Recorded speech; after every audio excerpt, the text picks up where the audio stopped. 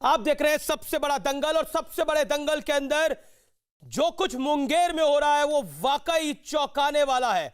जो कुछ मुंगेर में हुआ उस पर प्रशासन पे बड़े सवाल खड़े होते हैं। मेरे साथ बात करने के लिए कांग्रेस के वरिष्ठ नेता, कांग्रेस के मीडिया हेड और सोनिया गांधी के सलाहकार जनरल सेक्रेटरी रणदीप सिंह सुरजेवाला इस समय लाइव है। रणदीप सिंह सुरजेवाला जी, आपका अभिनंदन है न्यूज 18 पर। जिस समय हम बात कर रहे हैं मुंगेर पर, हमारा रिपोर्टर ग्राउंड जीरो पर है। पब्लिक वहां भारी आक्रोश में है, वहां पर आग जली हुई है। कोई ऐसा चौक नहीं है जहां पर लोग बाहर निकल के नहीं आए। आखिरकार बिहार के मुंगेर में जो कुछ हुआ वो वाकई दिल दहलाने वाला है। कैसे मां दुर्गा की प्रतिमा को एक लड़का बचाने के लिए अपनी जान निछावर कर देता है। कुछ देर पहले, मैं व्यक्तिगत रूप से आपको बोलूं, कुछ देर पहले उस लड़के ने एक सेल्फी खिंचवाई थी अपनी मां के साथ, और उसके कुछ देर बाद उसको गोली लग जाती है। अमीश भाई, जो मुंगेर में हो रहा है वो पूरे बिहार में सच बात है, हो रहा है। बिहार का सीना छलनी कर दिया है नीतीश कुमार सरकार ने। नीतीश कुमार सरकार को बर्खास्त कर दिया जाना चाहिए था 48 घंटे पहले। सुशील मोदी और नीतीश कुमार को एक क्षण भी सत्ता में रहने का अधिकार नहीं। हमने ये मांग भी रखी थी, प्रधानमंत्री जी कल आए, उनसे मांग भी की कि अगर साहस है और हिम्मत है तो फिर कानून और व्यवस्था को बनाए रखिए और भाजपा जदयू की सरकार को बर्खास्त कर जाइए, पर किसी ने एक नहीं सुनी। और आज देखिए किस प्रकार से हिंसा का तांडव मुंगेर में हो रहा है। मैं एक सवाल पूछता हूं, क्या इस देश के अंदर अब मां दुर्गा की प्रतिमा के विसर्जन का अब लोगों को अधिकार नहीं रहा?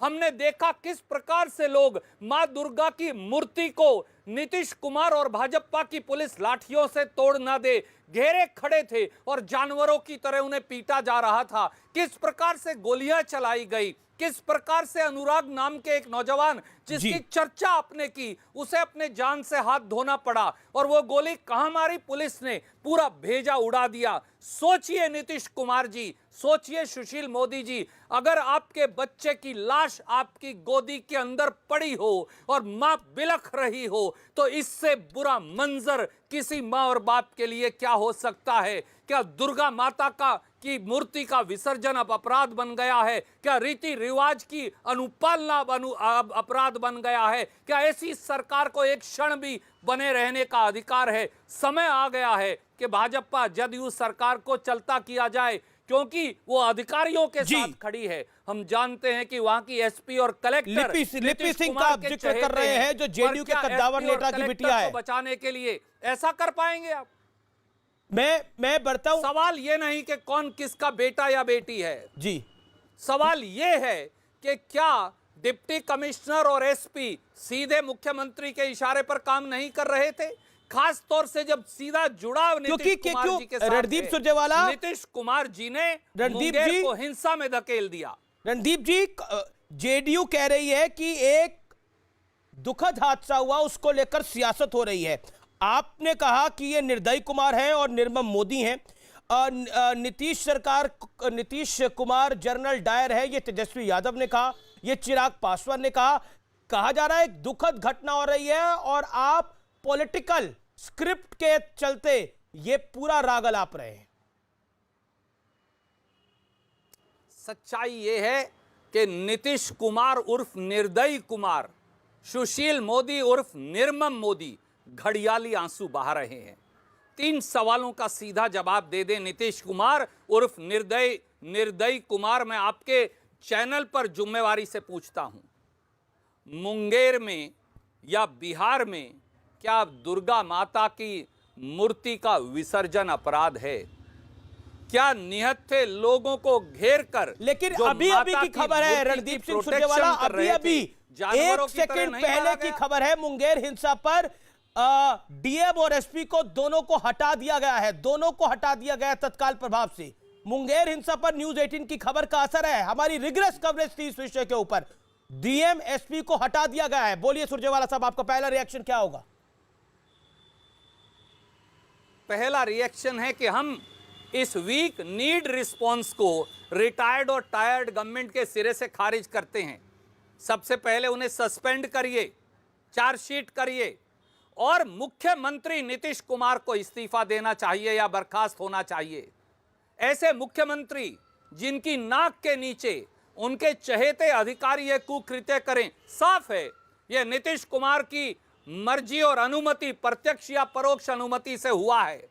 मुंगेर की इस हिंसा के लिए नीतीश कुमार उर्फ निर्दयी कुमार, सुशील मोदी उर्फ निर्मम मोदी जिम्मेवार हैं। इसलिए जिम्मेवारी अधिकारियों की बदली से नहीं हो पाएगी, लीपा पोती नहीं चलेगी, घड़ियाली आंसू नहीं चलेंगे।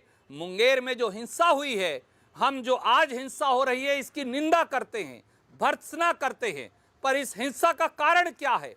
आप अनुराग के सर में गोली मारकर भेजा उड़ा देंगे, आप 8-8 लोगों को गोलियों से मारेंगे, जनरल डायर जैसा व्यवहार करेंगे। लेकिन बिहार के चुनाव में प्रधानमंत्री मोदी कह रहे हैं कि ये जंगल राज के युवराज हैं।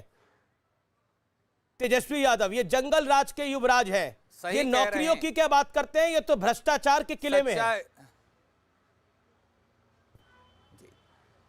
काश नरेंद्र मोदी जी ये साहस दिखाते। उन्होंने सब शहरों का नाम लिया पर मुंगेर का नाम ही गोल कर गए। प्रधानमंत्री मोदी भी अब राजनीति कर रहे हैं।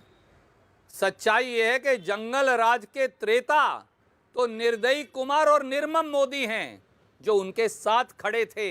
हिम्मत थी अगर प्रधानमंत्री जी में, अगर वो कानून और संविधान की अनुपालना करना चाहते थे तो नीतीश कुमार को बर्खास्त करके जाते। आज भी वक्त है मोदी जी, आज भी मैं न्यूज 18 पर जी, आज भी मैं हमारे साथी जो हैं देवगन जी, उनके सामने और उनके दर्शकों के माध्यम से मोदी जी को आह्वान करता हूं, अगर आप संविधान की अनुपालना करना चाहते हैं तो नीतीश कुमार और सुशील मोदी को बर्खास्त करिए। जदयू और भाजपा की सरकार को एक क्षण भी सत्ता में बने रहने का अधिकार नहीं। उनके हाथ बिहार के लोगों के खून से सने हैं, उनकी लाठियों के जख्म बिहार की रणदीप जी। पर पड़े हैं।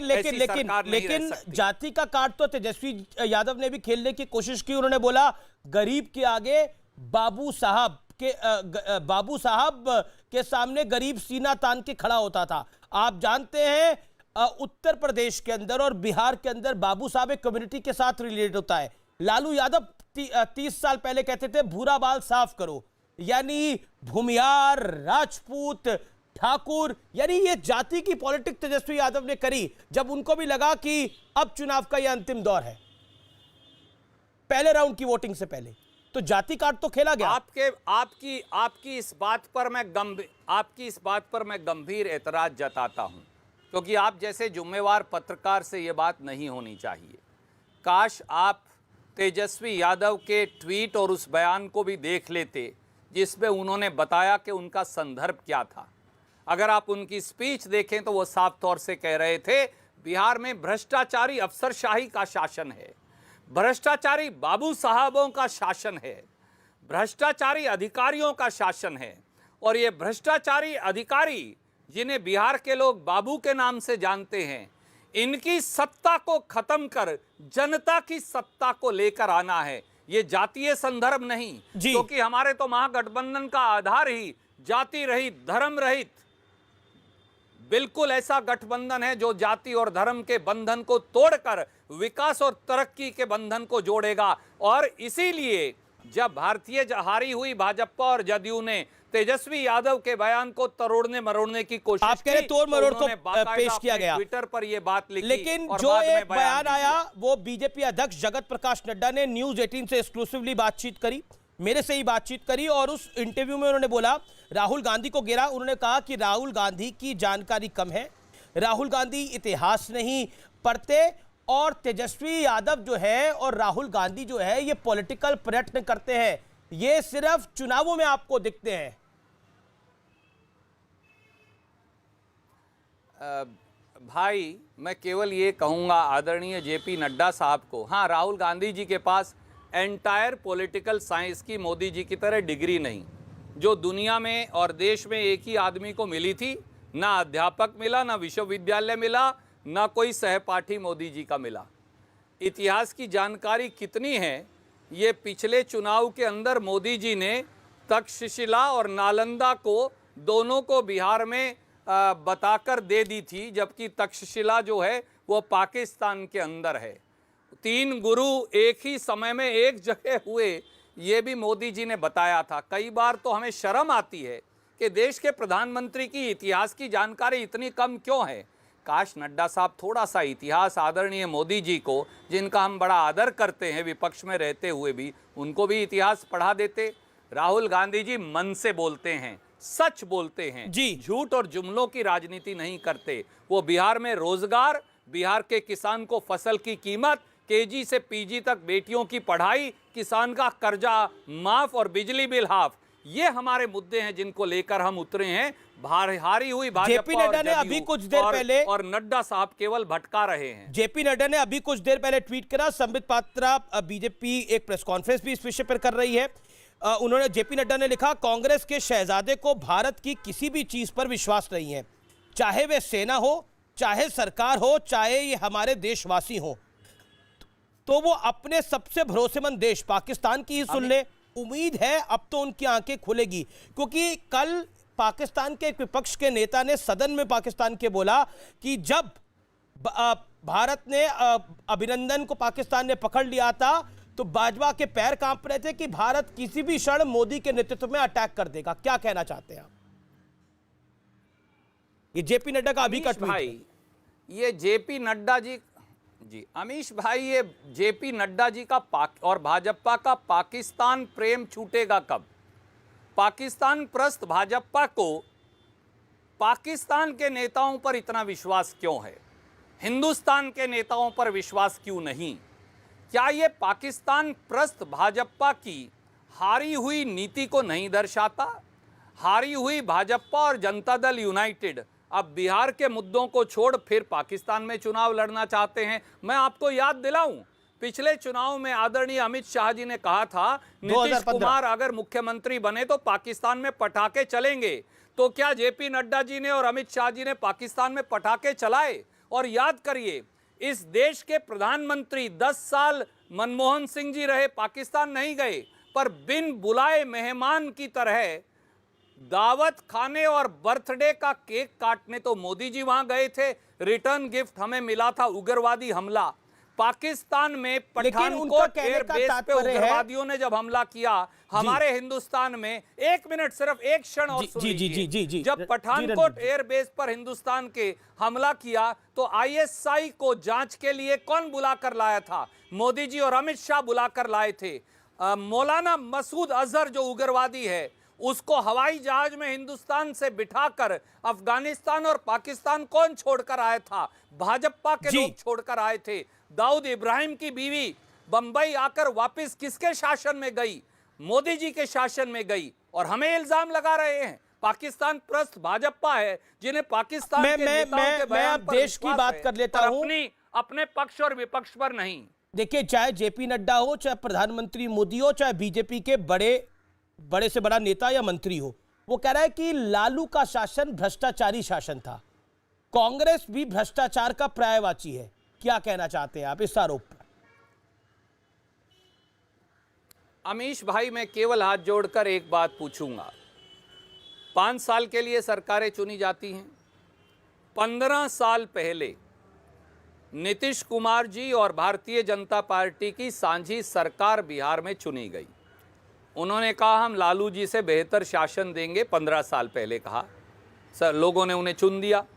दूसरी बार का एक मौका और दे दीजिए, फिर चुन दिया। तीसरी बार भाजपा को हरा दिया, हमको चुना, पर चोर दरवाजे से दुशासन की तरह सृजन घोटाले के फेविकोल की गद्दी पर बिठाकर नीतीश कुमार के साथ फिर भाजपा ने सरकार बनाई। मेरे आखिरी तो 15 साल से आप सत्ता में हैं।